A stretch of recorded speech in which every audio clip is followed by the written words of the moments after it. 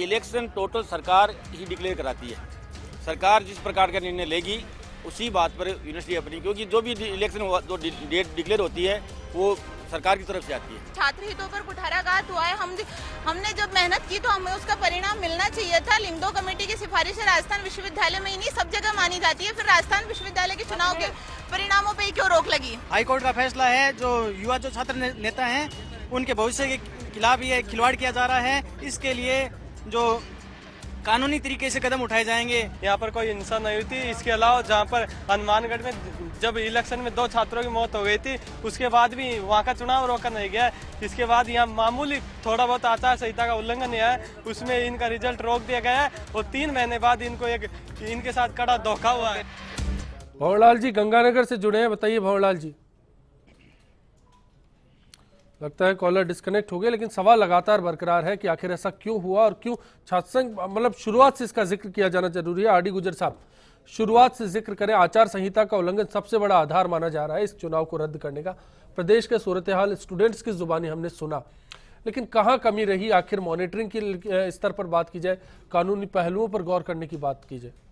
देखिए, सबसे बड़ी बात यह है कि चुनाव का संचालन के लिए एक कॉन्स्टिट्यूशन है और उसके तहत कुलपति महोदय एक चीफ इलेक्शन ऑफिसर नियुक्त करता है और डीएसडब्ल्यू भी कुलपति नियुक्त करता है जी। सारा चुनाव पदाधिकारी करते हैं। आज सबसे बड़ी प्रॉब्लम राजस्थान विश्वविद्यालय की जो है, जिस पर किसी भी आदमी की नजर नहीं जा रही, कि वहां पर कानून का शासन लगभग समाप्त हो गया है। और यही वजह है कि अगर कुलपति लेवल पर या प्रशासनिक अधिकारियों के लेवल पर अगर कानून का शासन समाप्त होगा तो शिक्षक, कर्मचारी और छात्र भी उसका अनुकरण करेंगे, रास्ता करेंगे। आज आप कह रहे हैं कि चुनाव से जुड़े हुए अधिकारियों ने आचार संहिता का पालन करते हुए चुनाव रद्द क्यों नहीं किया? सबसे बड़ा प्रश्न है जी। मैंने भी 2011 का चुनाव करवाया है, लेकिन आज स्थिति यह है कि राजस्थान विश्वविद्यालय में चाहे 5 कॉलेज के प्रिंसिपल हों, चाहे कानून व्यवस्था की को सुनिश्चित करने वाला चीफ प्रोक्टर हो, चाहे चुनाव कराने वाला डीन स्टूडेंट्स वेलफेयर हो, चाहे कोई भी हो, उसकी नियुक्ति अग्रिम आदेश तक है।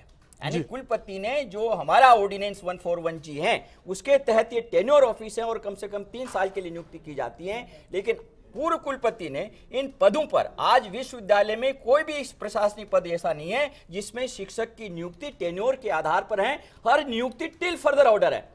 अब वो टिल फर्दर ऑर्डर वाला व्यक्ति अगर चुनाव करवाएगा, उसको शाम का ही नहीं मालूम है कि वो पद पे रहेगा कि नहीं रहेगा।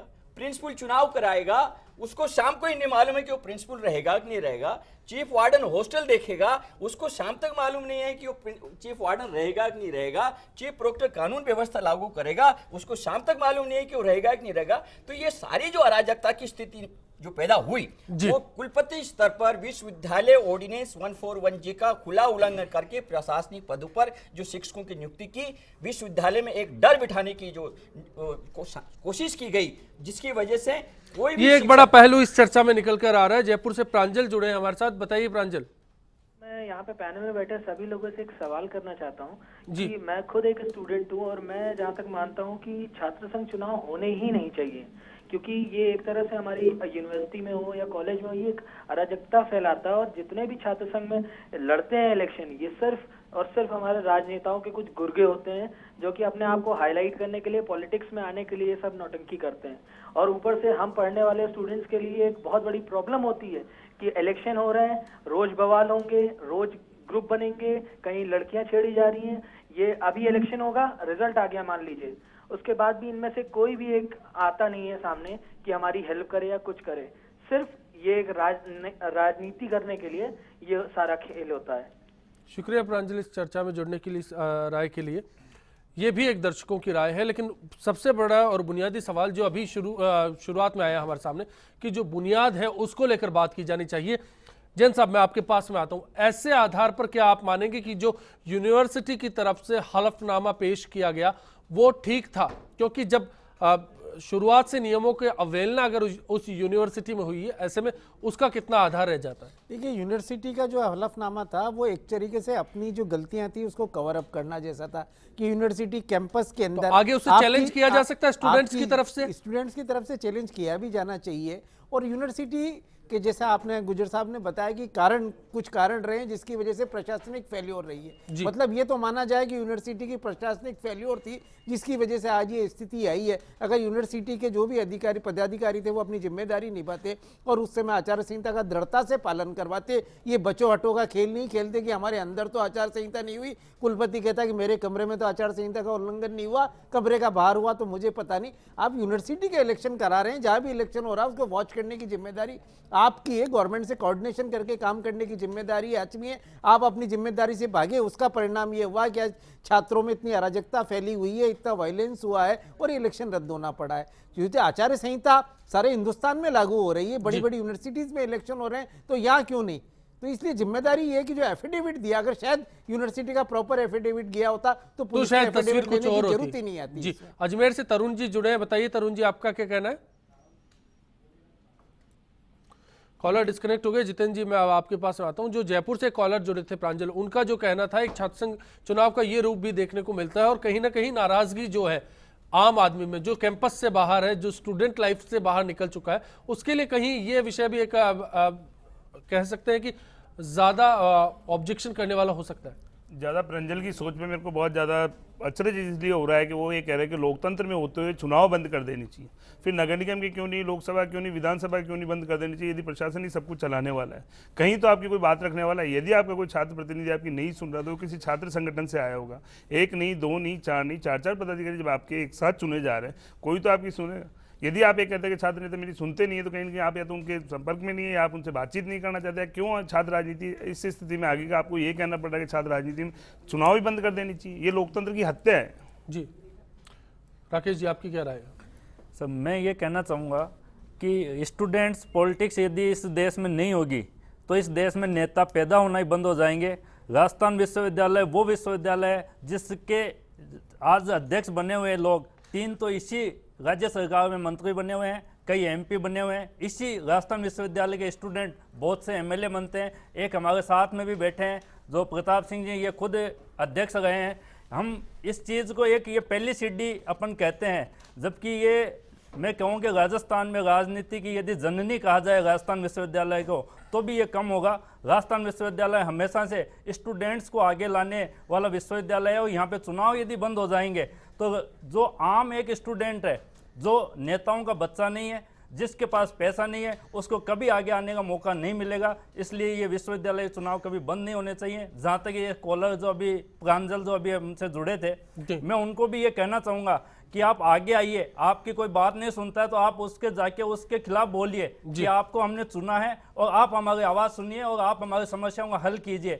आप घर बैठे रहेंगे तो आपके अध्यक्ष सुनने नहीं आएगा, आपको विश्वविद्यालय आके उससे बात करनी पड़ेगी। बिल्कुल। अजमेर से जितेंद्र सिंह जी हमारे साथ है, बताइए जितेंद्र जी। सर मैं इसमें एक बात ये कहना चाहता हूँ जी कि ये जो बच्चे हैं इनके साथ सबसे बड़ा अन्याय ये हो रहा है कि इनको जो ये भारतीय जनता पार्टी मान लो या कांग्रेस मान लो, इन्होंने अपने छोटे छोटे राजनीतिक स्वार्थ पूरे करने के लिए ABVP और NSA नाम के संगठन खड़े कर दिए जी। जब इनका गठन हुआ तब इनका वैचारिक आधार ठीक रहा होगा दोनों का ही जी। आज स्थिति ये हो गई। अभी हमारे इनमें से आपके एक साथी बोल रहे थे कि आम लड़के को मौका मिलेगा। किसी आम लड़के को मौका इन चुनाव में मिलता नहीं है। किसी नेता का बेटा होता है या किसी नेता का वरदस्त प्राप्त व्यक्ति होता है, उसी को टिकट दिया जाता है। एक बात। दूसरी बात मैं ये कहना चाहता हूँ, ये सारे टीनेजर बच्चे होते हैं जिनमें जबरदस्त ऊर्जा होती है जी, और उसी ऊर्जा को ये टिकट बांटने के नाम पर ABVP और NSA नाम के 2 संगठन खड़े कर दिए इन लोगों ने। कहीं SFI खड़ा कर दिया और वहाँ इन्हें जाति के नाम पर भिड़ाते हैं ये लोग। जहाँ जाट जाता है वहाँ जाट को टिकट देते हैं, जहाँ मीणा जाता है वहाँ मीणा को टिकट देते हैं। जब आप इन बच्चों को जहाँ इनका कैरियर बढ़ाने का मौका है, आज पूरे वर्ल्ड वाइड कंपटीशन का माहौल हो गया, वहाँ आप इनको छोटे छोटे नेगेटिव पॉइंट्स देकर के जहाँ जाट मीणा राजपूत गुजर इनमें बांट करके टिकट दे रहे हो और आप छात्र अधिष्ठाता बनाते जा रहे हो। उसमें भी आप ये तय कर रहे हो कि मैं किस जाति का छात्र अधिष्ठाता वो। जी जितेंद्र जी बिल्कुल, अब तक समस्याओं पर बात होगी। हमारी कोशिश होगी ब्रेक के बाद जब हम लौटे तो समाधान पर बात करें। आखिर आगे कभी भविष्य में इस तरह की तस्वीर ना आए, उसके लिए क्या सुझाव हो सकते हैं, इस चर्चा के जरिए उस कंक्लूजन पर पहुंचने की कोशिश करेंगे। आखिरी दौर में लौटेंगे ब्रेक के बाद, बने रहिए बिग फाइट पर। आचार संहिता का उल्लंघन जब होता है जब प्रशासन कमजोर होता है, प्रशासन अपनी गलतियों से प्रशासन उन पर काबू नहीं पा पाता है, और चुनाव भी होते हैं, बड़े बड़े चुनाव होते हैं। छात्र संघ चुनाव बहुत छोटा चुनाव है। अगर इसमें प्रशासन की जिम्मेवारी हो तो आचार संहिता का कहीं पालन नहीं हो रहा है। जब पार्षद से लेके सरपंच से और MP MLA का इलेक्शन होता है, उसके अंदर ये आचार संहिता का उल्लंघन की धज्जियां उड़ती है, उसमें पोस्टर लगते हैं, उसमें की प्रचार सामग्री घर घर तक हो जाती है। तो मुझे तो ये गलत लगता है, ये सब BJP सरकार का खेल है। देखिए, छात्र संघ चुनाव एक वो सीढ़ी है जहाँ पे जिनका पॉलिटिक राजनीतिक कैरियर नहीं होता, उसके बावजूद जो ग्राउंड से धरातल से उठने का एक सीढ़ी ये रास्ता है, ये है अपना छात्र संघ चुनाव। इसे किसी भी सूरत में बंद नहीं करना चाहिए, इसके प्रति सरकार को गंभीर होना चाहिए।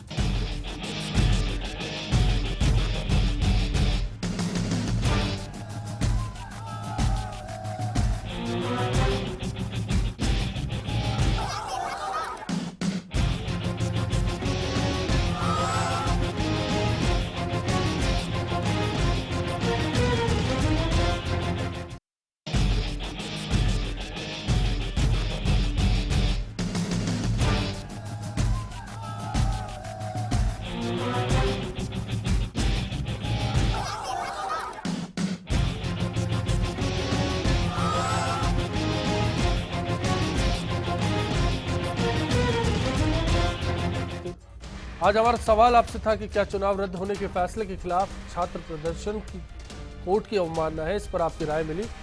92% दर्शक मानते हैं कि इसे कोर्ट की अवमानना कहा जा सकता है, जबकि 8% इस बात से इत्तेफाक नहीं रखते।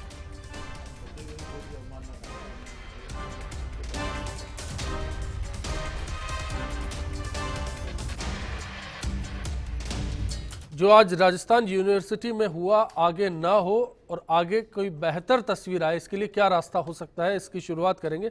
जितेंद्र मीणा जी, आपका क्या सुझाव है?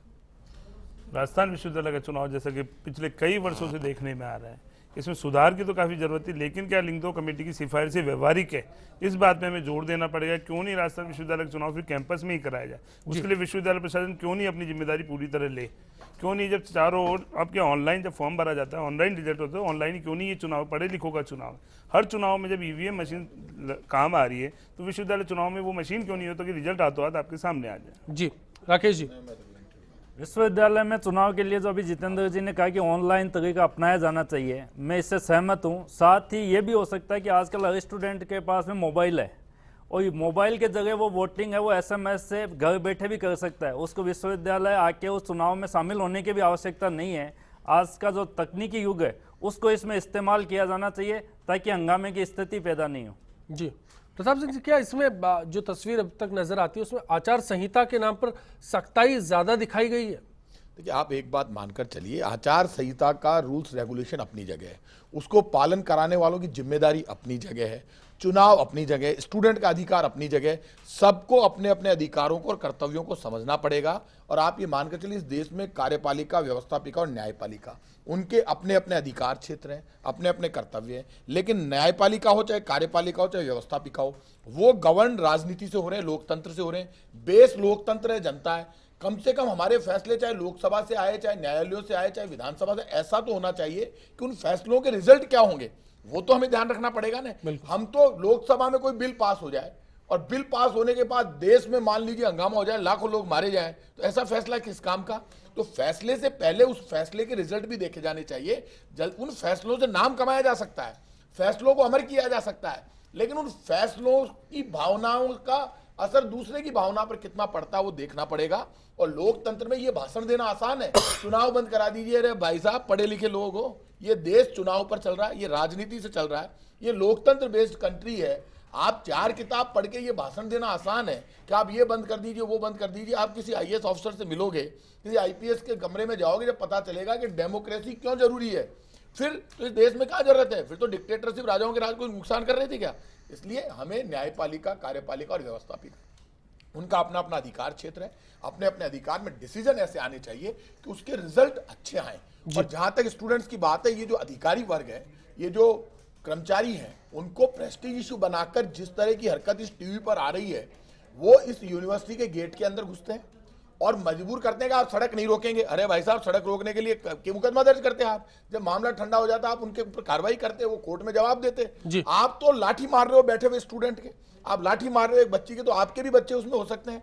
आप किसी को पीटोगे तो स्वतः इस देश में क्रांति हुई है हर बार, और हर बार जब क्रांति हुई तो स्टूडेंट ही आगे आया। इस स्टूडेंट की पावर को आप यूज तो करना चाहते हो, लेकिन जब उसके अधिकार की बात आती है तो उसको अधिकार नहीं देना चाहते।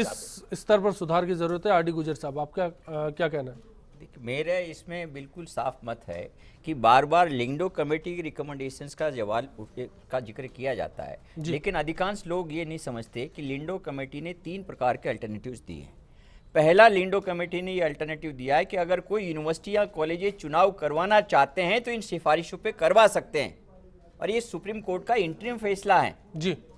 और सुप्रीम कोर्ट ने भी लिमिटेड परमिशन दिए हैं कि इन दी मीन टाइम अगर कोई चुनाव करवाना चाहते हैं तो लिंगडो कमेटी के रिकमेंडेशंस के आधार पर करवा सकते हैं।